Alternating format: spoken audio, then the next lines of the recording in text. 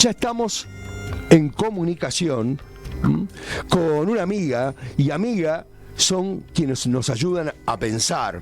María Pía López, socióloga, ensayista, investigadora, docente.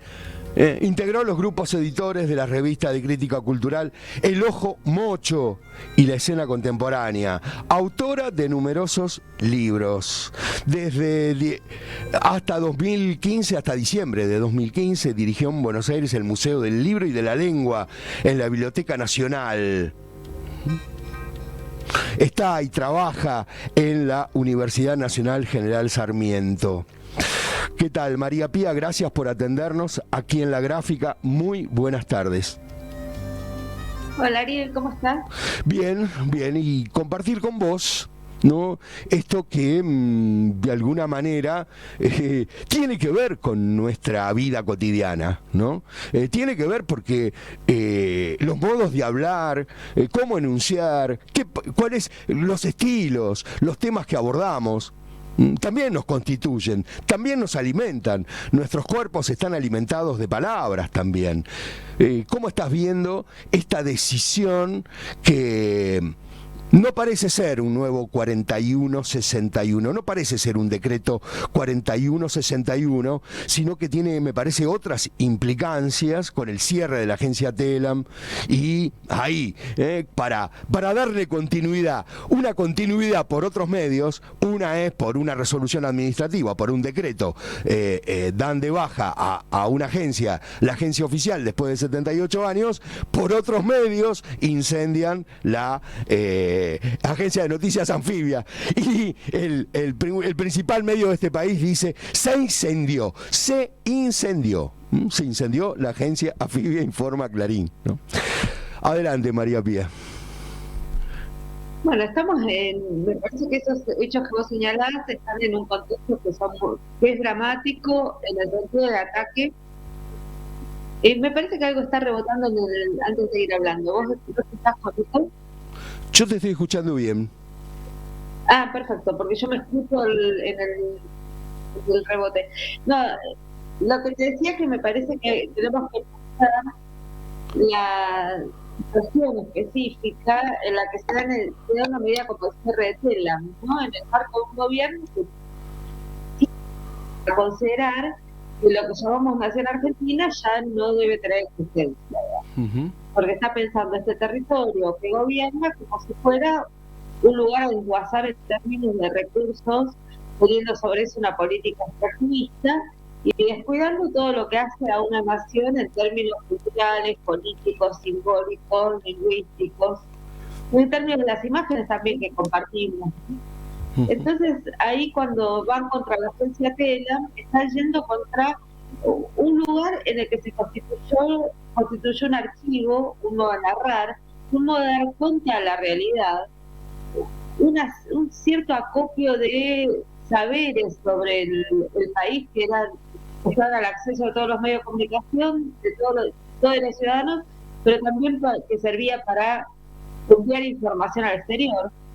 Están atacando eso que tiene que ver con un acervo cultural, con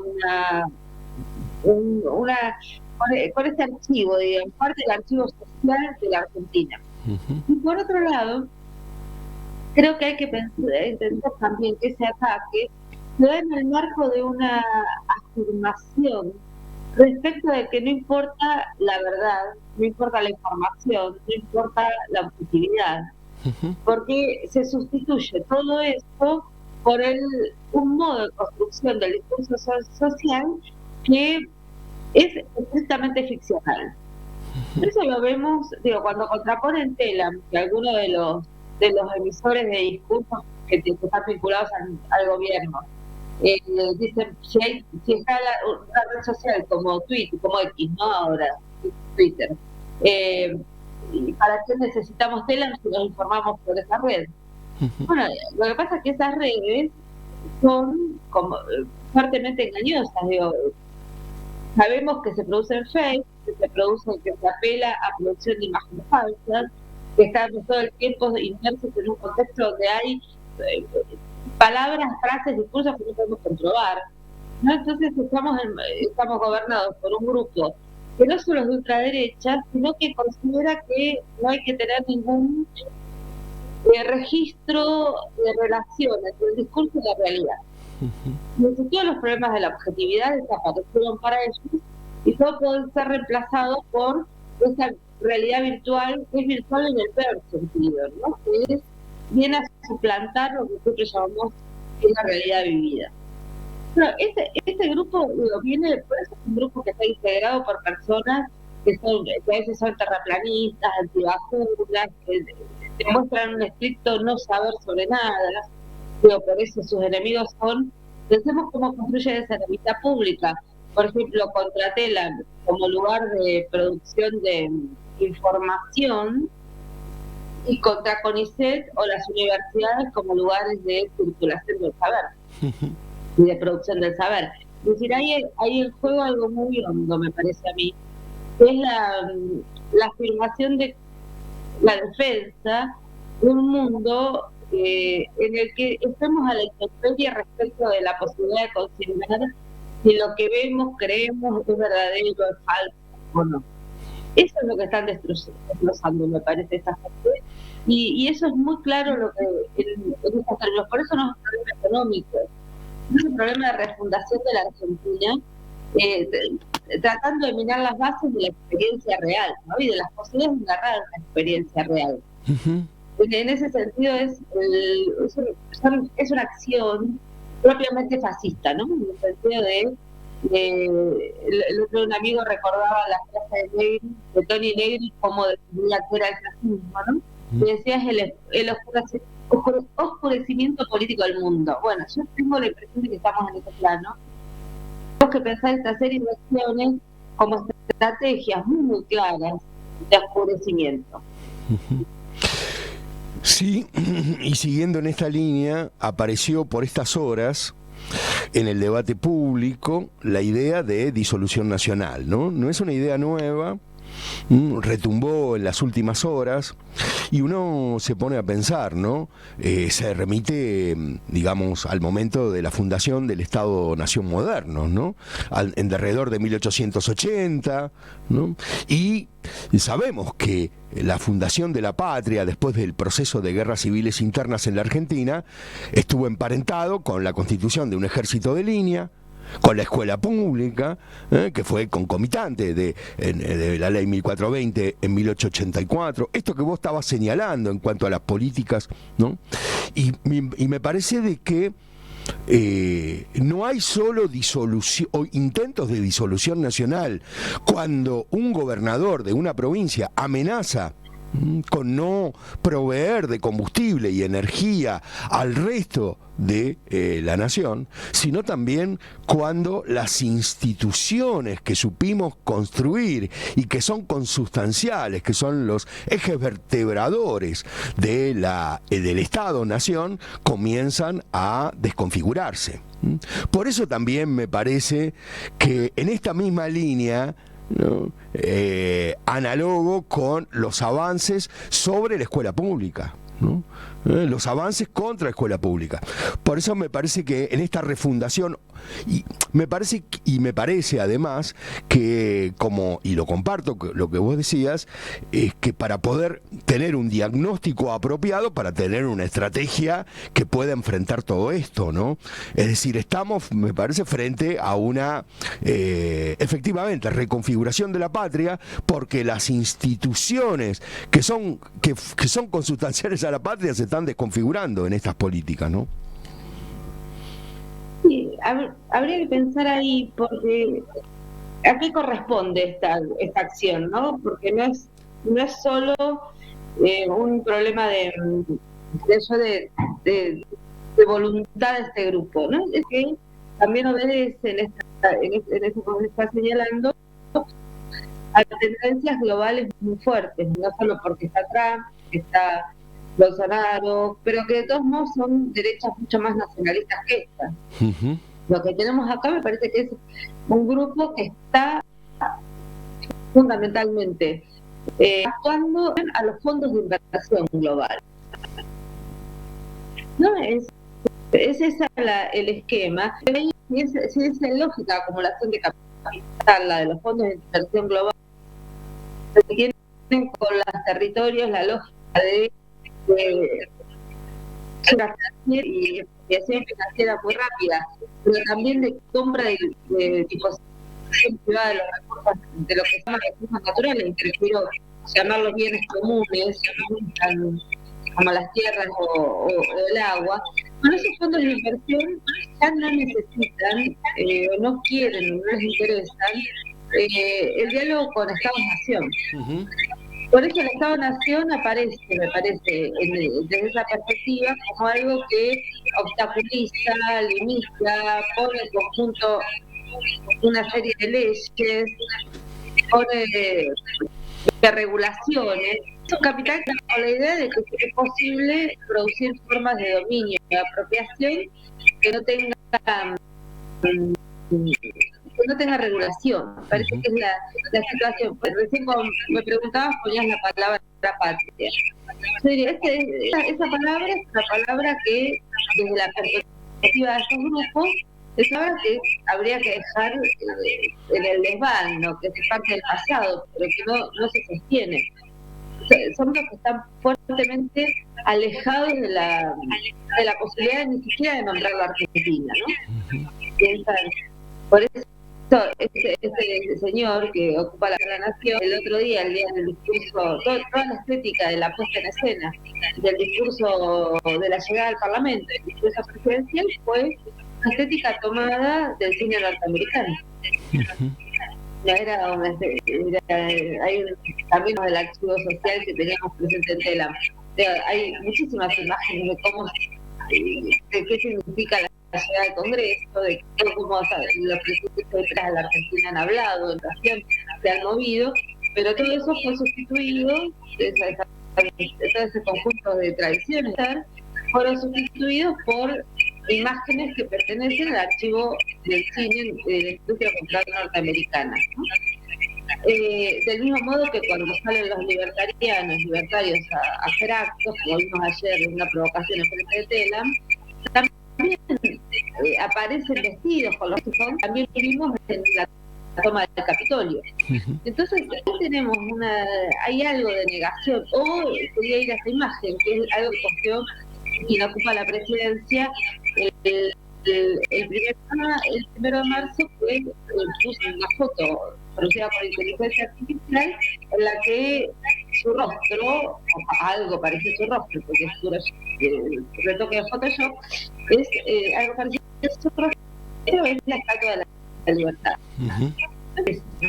Los símbolos de la Argentina, por esos otros que son los símbolos que pro norteamericana, pero no alcanzaría a decir que es pro norteamericano, es algo más complejo que eso. Claro. Está expresando lo que está, la derecha norteamericana, lo que expresa claramente es que gobierna Israel, y lo que expresa los fondos de inversión, ¿no? Todo eso es lo que el esquema global es que algo que llamamos Argentina es un vejestorio, ¿no? Un dato del pasado. También vemos por estas horas, ¿no?, cuando uno entra a las redes sociales, por ejemplo, y ve el anuncio de la cancelación de Telam, ¿no?, de la disolución, y también el anuncio por parte del Ministerio de Capital Humano, así se llama, que desconfigura una cantidad de unidades que prestaban asistencia, sobre todo a las clases populares más desfavorecidas por este sistema de explotación y extracción de valor. Vemos en los posts, ¿no?, una algarabía, ¿no?, un festejo, una celebración, ¿no? Y eso no son trolls, porque incluso hay posteos con direcciones, con personas que expresan una multiplicidad, ¿no?, que adhieren. Estamos frente a nuevos deseos, estamos frente a un goce que crece en base al odio, en base a la abyección, y en tal caso, ¿y cómo desarmar esto? Hay, tengo la impresión de que hay algo, se ha instalado una lógica que es una lógica sacrificial en todos los por un lado un sacrificio de sí mismo, de la propia vida, que se está escuchando mucho en estos tiempos, que es, pero yo estaba mejor, pude comprarme el auto, podía ir a la universidad, podía vivir más cómodamente, pero todo eso era mentira. Y ahora estaríamos atravesando artificialmente el mundo a la vez de se escucha cuando los periodistas que hacen notas a la calle hablan con gente, a veces aparece este discurso, la estoy pasando muy mal, pero es necesario, porque era necesario salir de la ficción, de la mentira, en la que todos creíamos que podíamos ir a cenar una semana afuera, a la verdad de la restricción acá, o la verdad de las tarifas, la verdad del transporte, del antes del transporte en público. Bueno, ese es un tema, me parece que de la activación de la lógica de sacrificio como medida de casi. Una sociedad debe pasar por el sufrimiento para merecer lo que tiene. Pero al tiempo tiene un costado de esa imagen sacrificial, que es un costado punitivo. Que es aquel que no se sacrifica lo suficiente, o aquella o que no ha sufrido, no sufre lo suficiente, debe pagar por ello, debe ser castigado por ello. Eso es algo que está, me parece que es una dimensión, la dimensión punitiva, que siempre es la contracara de la meritocracia del sacrificio. Eso es lo mismo, es la misma lógica. Por eso regna tanto en esas dimensiones el argumento del castigo, de pedir cárcel, de pedir represión. Y también es lo que se activa en este tipo de argumentos que vos señalabas recién, que están tan presentes en las redes sociales. Yo siempre me pregunto qué visión abismada hubiéramos tenido de lo que pasó en la dictadura en la Argentina durante el terrorismo de Estado si hubiera habido redes sociales, ¿no? Porque nosotros hoy decimos que hubo complicidad civil, etc.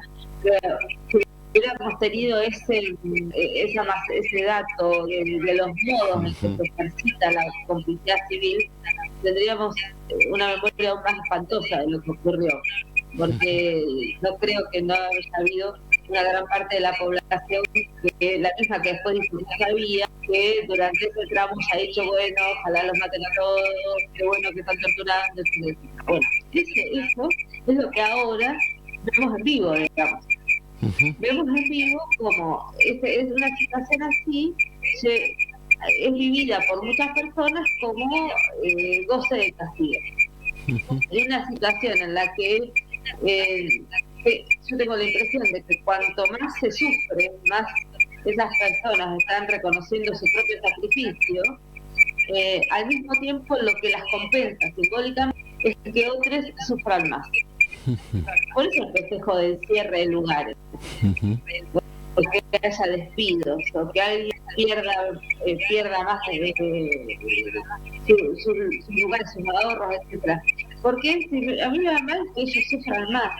Incluso, y esto habría que poder pensarlo a lo largo del tiempo, ¿no? Porque tengo la impresión de que eso que nos pasó en la pandemia, que sucedió durante la pandemia, que fue una división tan brutal entre quienes estábamos en situaciones de atravesar la pandemia, cuidados a nuestras casas, cuidados, con un salario, y quienes esa situación de aislamiento y encierro las dejó sin ingresos y pasándola porque tenían un pequeño comercio, porque tenían una pyme, porque eran personas que salían a la calle, porque digamos, porque todos o porque tenían precios que se hacen todos así estoicos. Bueno, todas esas personas vivieron la relación con los que sí estábamos cuidados y asalariados como una situación de una desigualdad. Eso a mí me parece que tiende a dejó una herida que la ultraderecha está sabiendo aprovechar. Por último, estamos conversando con María Pía López, si te enganchaste recién en la gráfica, en la 89.3, y la última, por lo menos por supuesto para poder continuar con esta charla, pero para despedirnos ahora provisoriamente. Se viene el 8M, 8 de marzo, Día Mundial de Lucha de las Mujeres Trabajadoras. ¿Qué sentido adquiere, ¿no?, en este contexto nacional? Yo creo que es muy urgente, y el proceso de asambleas que se fueron desarrollando para organizar la movilización del 8, apareció con mucha fuerza la cuestión del hambre. El hambre es lo que nos parece que define el horizonte en el que estamos atravesando, el hambre y la crueldad, ¿no? Si tuviéramos que decir cuáles son los dos ejes que van a estar organizando la movilización, cada columna tendrá sus modos de intervenir, de sus carteles, etcétera, pero el hambre y la crueldad son las coincidencias que tenemos para ir a la marcha. En ese contexto, nuestro ejemplo es una columna de disidencias, de pequeños colectivos, etcétera, marchar con la consigna "la vida está en riesgo". ¿Por qué? Porque creemos que, además que es un momento en que las cuestiones de la movilización no son solo las cuestiones que tradicionalmente se vinculan al género, no son las cuestiones de la género, cuando el gobierno quiere ponernos a discutir solo esto, ¿no? Diciendo, disputan el lenguaje inclusivo, disputan la permanencia de la ley de legalización de aborto. Y me parece que la respuesta ahí que los feminismos queremos dar es: nuestros temas son todos los temas. Y fundamentalmente son todos los temas que hacen a la preservación. Por eso hoy la movilización tiene como eje la lucha concreta y efectiva contra el neoliberalismo y contra esta ultra de gobierno de un modo represivo y muy dañino para todas las vidas, no solo para las vidas de las mujeres y subjetividades trans. Entonces, un poco nuestra idea es que en este Día Mundial de las Mujeres Trabajadoras tenemos que ser capaces, desde los transfeminismos, de poner en juego una agenda que es una suerte de paraguas donde quepan todas las demandas, ¿no? Pero también todas las personas. Gracias, María Pía, por conversar esta tarde aquí en Radiográfica. Te mandamos un muy, muy fuerte abrazo. Bueno, muchas gracias. Que estén bien.